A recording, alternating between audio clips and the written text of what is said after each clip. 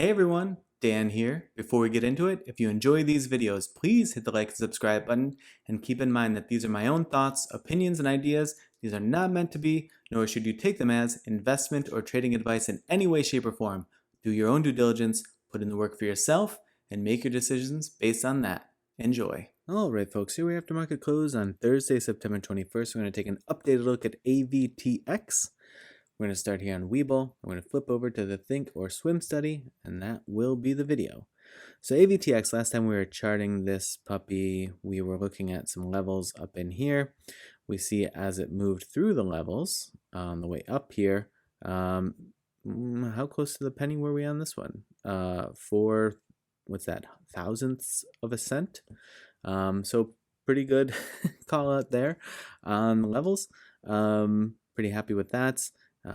Obviously a big drop here on this day, down over 38%, down over 6%, and it's just sort of continued to crumble as we see. Now, one thing to note before we put in some levels in this range is it is now in this gap. We had this gap, and we should get very precise with this. So this gap goes from the bottom of this puppy here, so that's at 10.25, and the top of this one here at 9.19. So today it's stretched down to 9.50. So it's getting within fractions of a penny to having filled this gap, also on fairly low volume, at least compared to, the days where it was really pushing. And so I'm wondering if it's going to just complete filling that gap, if it's going to, base around this area. It still is up in the air of what it's going to do with this gap. A gap is just a note that, oftentimes these gaps get filled, and so you should pay attention to them. And that seemed sort of crazy when it was way up here, but here we find ourselves, and it's nearly completed the job. And so typically, my take on this, if I'm in a certain stock that has a gap and is in this sort of situation, is just fill that gap, get it over with, and let's see what happens. Now, sometimes that bearish momentum that causes it to come down and fill the gap, it can drag it down further. Obviously, it can just sort of get caught in this bearish momentum, and even though the gap has been filled, that doesn't result in any change of trend. Sometimes it can sort of treat that bottom of the gap as some support and try to base over it and make a move from there. Sometimes it comes and it can sort of, find a nice little bounce in that area. It is also, of note that this would, in any other way, be a pretty solid level. So you see the top of this candle body near miss to the bottom of this one, bottom of this one, bottom wick of this one. So it does have sort of other utility other than just being the bottom of this gap. So I'm sort of really interested to see how it treats that level, because if we didn't have a gap here, there's a good chance that I would have this as a support level anyway. So that's sort of what I'm looking at the moment. Now, we scroll left and sort of see what levels we can put between this and this. I don't think that there's a lot of reason to put anything in between at the moment. I mean, this is only 9.19. This is just a little bit more than a penny, between those gap levels. So I don't see a huge reason to put a bunch of levels in there and really just sort of clog up the chart. So I would put a level right about here. See all of this attempt at basing here. Let me see if I want to move this a little bit. What's this look like if we... Okay, I think, yeah, I like that level a lot better. Candle body, and then it still catches these. So I feel good about that one. So if it does decide to turn course, 12.38 is a level to the upside that I see has some potential. This one here for sure.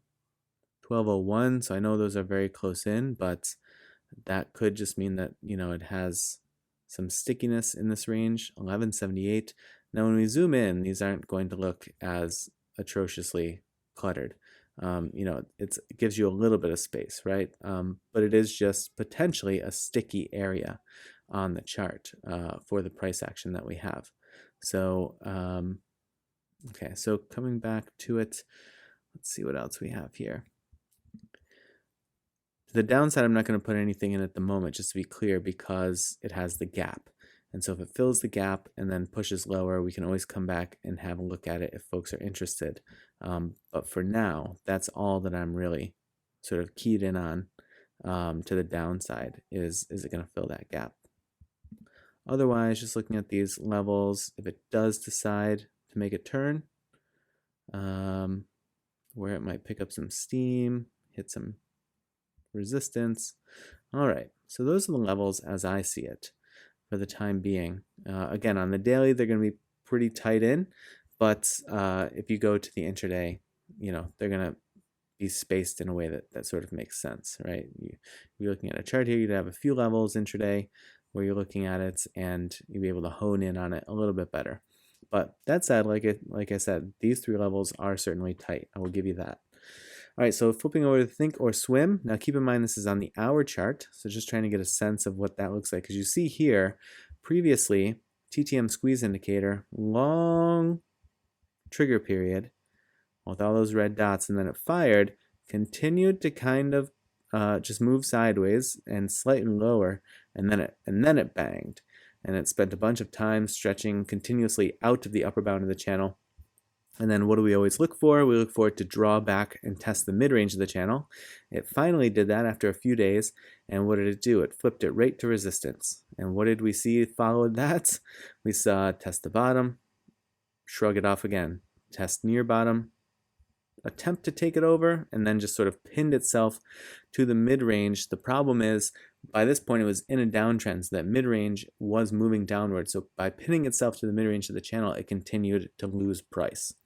So that said, you see it's been triggering here for quite some time. For a couple of trading days, it triggered, and then today it fired. And so I don't know that it will follow the pattern that it took last time, but we don't know that it's not going to either yet. And again, what it did there was it was moving sideways and it was triggering for a few days. And then when it fired, it made a little bit of a move, but sort of moved sideways, slightly down, and then it made the real big move, right? And that pushed it from about, we could say 8 cents up to about 35 cents, right? So it's about 4x the price. And so is it going to follow that cadence again, where it triggers for several days or a few days, and then fires and moves slightly downward and sort of sideways for a brief period of time, and then it really bangs out the big move. Now last time it fired for a couple of days, and then on the third day it really made the move. So that would put it potentially at Monday. Now again, I don't know if that's what's going to happen. There's no reason that it has to follow the pattern that it followed last time. And we're only going off of one other instance. It's not like we've studied 50 or 100 of these from Avtx and are saying, oh, this is what it's done 85% of the time, right? We're just looking at the most recent one. But I'll be interested to see what it does tomorrow. If it continues to move sideways or sideways and slightly up, slightly down, but mostly sideways. And then, if something starts to seem like it's brewing on Monday, that could be really interesting because we see what happened last time. And if not, then, this is a pattern and a motion unique unto itself, and it doesn't have to follow any previous pattern at all. But, we may know that come the accumulation of at least tomorrow and Monday. But until then, it's pretty much mid-range of the channel, mid-range to down, obviously in a downtrend. But this is interesting to me, this trigger and fire. We'll see if it amounts to anything or not. All right, folks, I hope that your trading week is going well and that you finish it strong tomorrow. And as always, I appreciate you watching, and I will see you in the next video.